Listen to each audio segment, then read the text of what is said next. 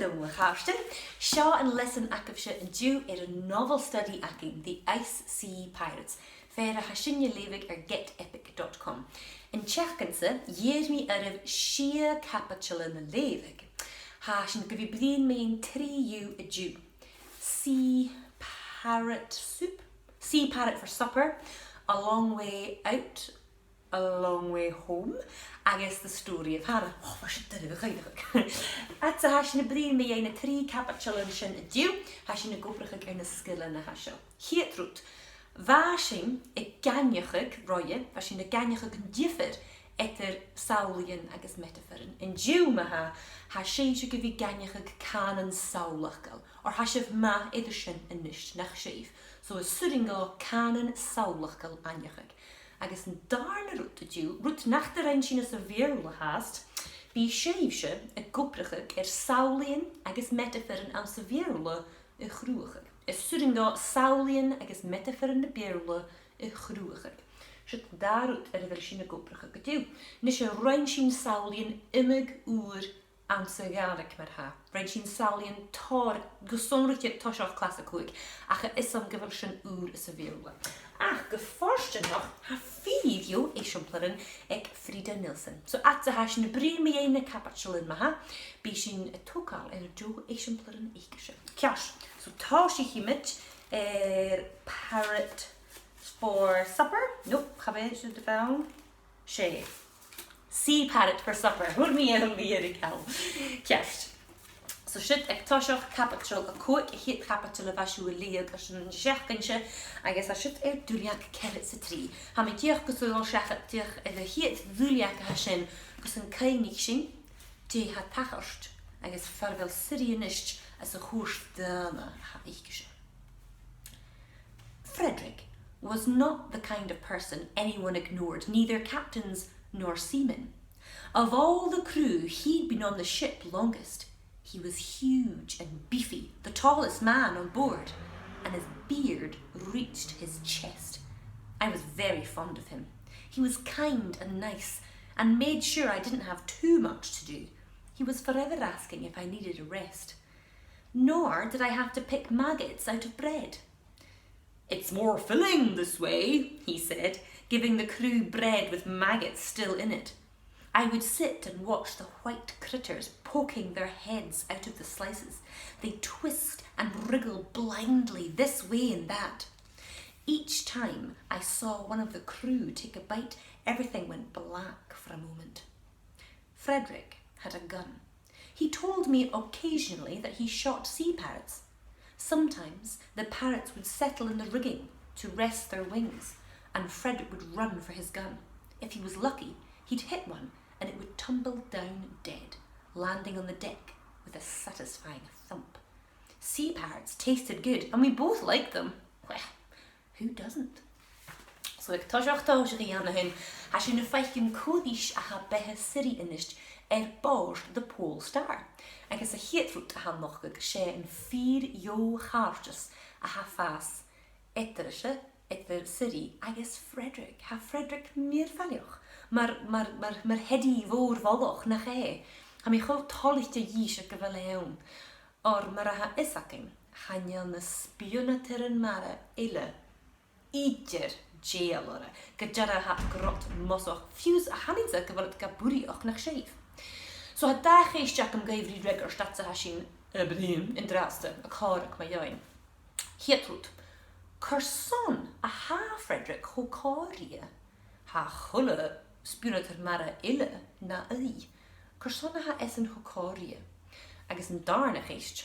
Curson a ha na spionatarin mara ille gegrot.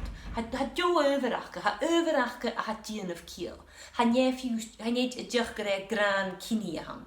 It's not racism or sexism. Ha niet prejudice and sasam. Ha overachke na gil. Dèan. Ach, goedjoch, dèan over a hek, Frederick, er son vi ho karia. En je diachs gewalla feidach in duilleag, a gal truus die, a gal sympathetic die, en je sinne han? Na je over ille ikke. Voor een leefsien zo'n duw. Getera. Leefsien jach Pís bic sin nach rein sin, agus an nise blianaí sin manír jo scríag ag Frida Nilsson. Ha is acinne an garach go bhfuil samhlaidhean as a bhúrchuid de leabhachan. Ha nurd feed mu scríbig as a Beurla. Ma sé jo scríbit ra haun, úder ag arst ide, bí an scríbig achga bháin je canan samhlacha. Bháin de samhlaidhean agus de meataforan, agus go forsanach ha fíriú sìmplidh an éiciise an seo. Ha mi grunn a hullireach le peansal as a chopiach am gus an nurin go an lorach agus a lévige machgreif. I stood by the ship's rail, watching the swell rise and fall like some enormous creature breathing. So geistach am gaif en je samhla nio en je meatafor hashin. I stood by the ship's rail, watching the swell rise and fall like some enormous creature breathing. Sé samhla a haun na ché. Cemar a surin gain vi cínteach ar is samhla a haun, or ha am fachgal like aun.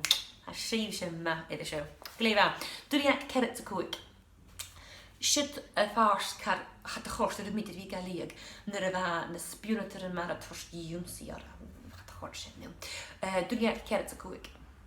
He had a pimply nose and hair like straw.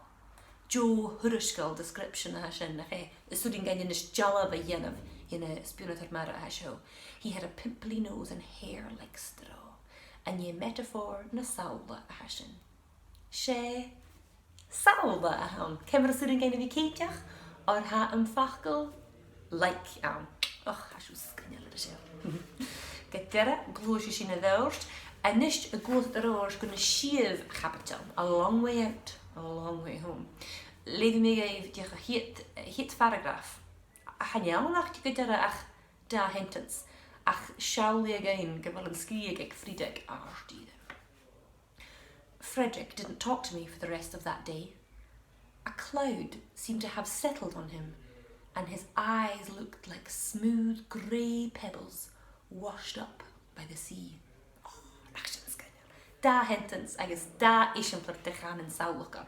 At sa ha mi gara ha mir shons gon cúntúad. Frederick didn't talk to me for the rest of that day. A cloud seemed to have settled on him, and his eyes looked like smooth grey pebbles washed up by the sea. Shutma, an darna hentens. A cloud seemed to have settled on him. A cloud seemed to have settled on him. Samhla na meatafor.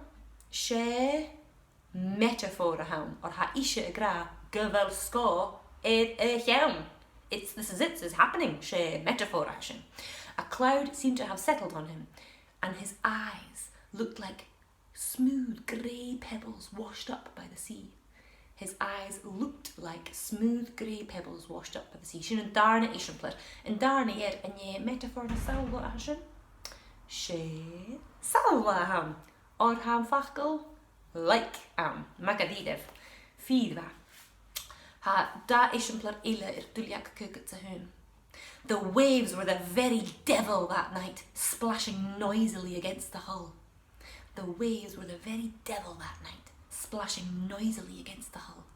En je samhla nio meatafor a hasin. Sé meatafor a haun. Corson, ha gra grunn an tain, diafol, gudera. Agus ferry like beun duilleag. Well, I thought he looked ridiculous. Like a young ram that hadn't grown into his horns. Like a young ram who hadn't grown into his horns. And je meatafor na samhla a hasin. Sé samhla a haun, or ha am fachgal like am. Ditjara. The glúis at the dors the diest, agus fer sìmplidh me dhérig van a capital a hasinach. We'd come a long way now. Some of the sea spiders that climbed aboard were as big as fish cakes. Some of the sea spiders that climbed aboard were as big as fish cakes.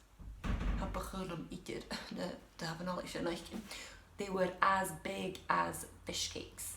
Samhla na meatafor. They were as big as fish cakes. Sé samhla a haun. Ged nechel an fachgal like haun, ha an fachgal as big as. Gitjara. Glúis at the rost chun na capital mayeri capital shech, the story of Hannah. Ha sinne ionnsachadh an scialach tíomhí duilleag támarteach na bheatafor go Frederick na bhaog. Ha sinne ionnsachadh go bhfuil piúd vigeige agus gunteach ise cuideach a gut le chuid díadach mar a hachar do vigi. Agus ha sin hanin sa go bhfuil an scialach sin a déanamh an cáirseas ach na stúliad í chéile nach chéil. A bhfuil sé gin bhéach and je should scorach go Frederick riamh cho cáirí saí. Fiús murnach ro is écasan go sonna bhair seantín at bóir bhachach snog cáirí a nés go ise a chur hana na chaine ní sinna bhain. Na againnich mí ar a bhín céisteach toiseach a Leasan a seo déhha se bhgrabú tain. Ní sinna bhaisiú gra? Inntinneach a cha búr an gá céiste le gorsteach inntinneach nach chéil. Am I dal a leidh amach paragraaf B ha seo chan je lawnach grunn seantansan a chadíirste han skrivig ag fride ag 4 airst ide. Atsa ha mi leidh seo amach ha mi sions gun cúntsef coracin cyfiad shamhla je canan samhlachgal a ham nochgaga. Seo duilleag sheskit ag van.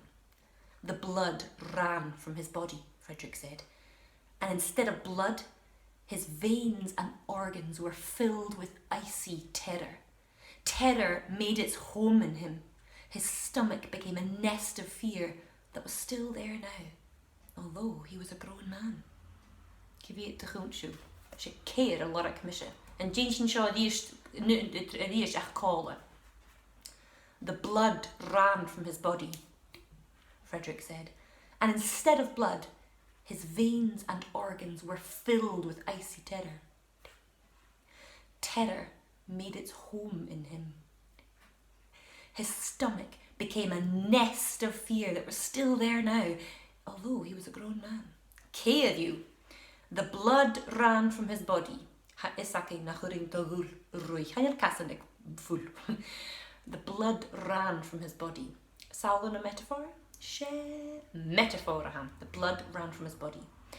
And instead of blood, his veins and organs were filled with icy terror. Sian darnageir.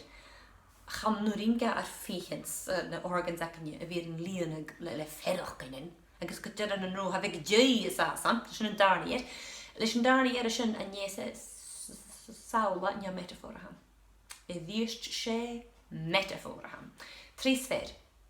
Terror made its home in him. Terror made its home in him.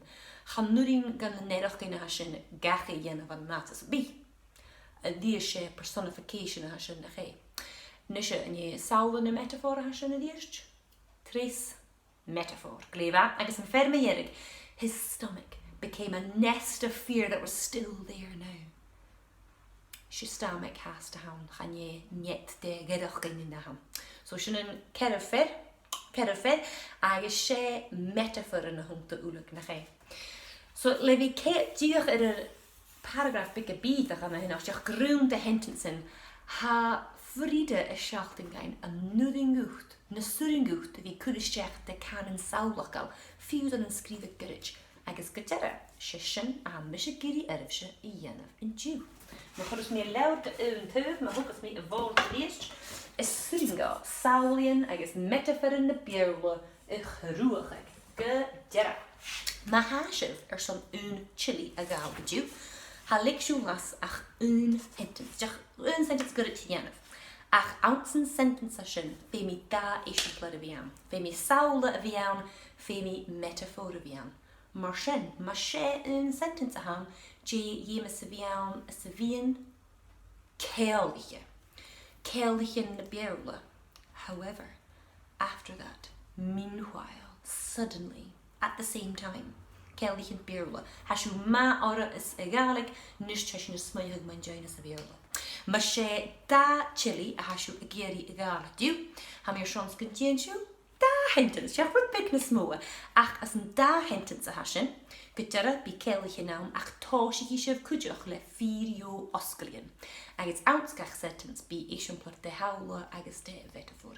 Agus ma hasig person 3 chilli an againn, ha mir seans gun cruúig sibh paragraaf, díadach mar an a leibh sin an drast ag fride.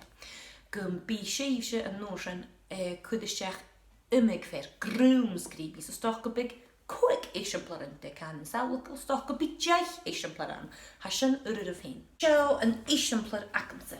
Hasinne cainige gamas clas coig dual oscailian, ceanglaichean. Hasin giri wow words of iawn a de resta hasin cruthaich canan samhla. So hanne lawn nach sentence acamach fiacun anishev na joruten mandain. Strangely, as I looked upwards, I did not see the imposing face of Erstrom, looking as disgruntled as a freshly awoken bear, as I had expected, but I was faced with the warm teddy bear smile of my friend, Frederick. Ah, Frederick. Strangely, as I looked upwards, I did not see the imposing face of Erstrom, looking as disgruntled as a freshly awoken bear. She should samhla, as I had expected, but I was faced with the warm teddy bear smile of my friend Frederick. The warm teddy bear smile, she meatafor hasin, or hanne leicne as am, ha gra gare teddy bear ham. Kerst, who fosglaidhean kimmer haigol sin? Strangely, arst either. G ceanglaiche chlecht me on hin. But Tashin ire car ishal, begin a bian rumir shin arstach canny. I guess a pinker gacamaun, I litter vor, enemin characterin, Erstrom, Frederick, litrichen vore. I guess she, own it, tashach sent dance, bangs that, hashin acapse. Facklin meer variach, but facklin meer variach acapse eon. Imposing, disgruntled, as expected, shutma. Voich me rutu gonna go to giving a biar. I was faced with the warm teddy bear smile of my friend, and that you faced vig shin na barsha na rumigra. I was confronted with the warm teddy bear smile. Kerst, kain ich gre quality a hashinagiri and that in quantity. Fiach gan dèan sibhse ag ire cho aardsa suringaiv and that be skrive gan rud. Kerst, is suringaiv canan samhla na Beurla i cruthaich. Glíomh tapal ever sin vi call him. Bye bye.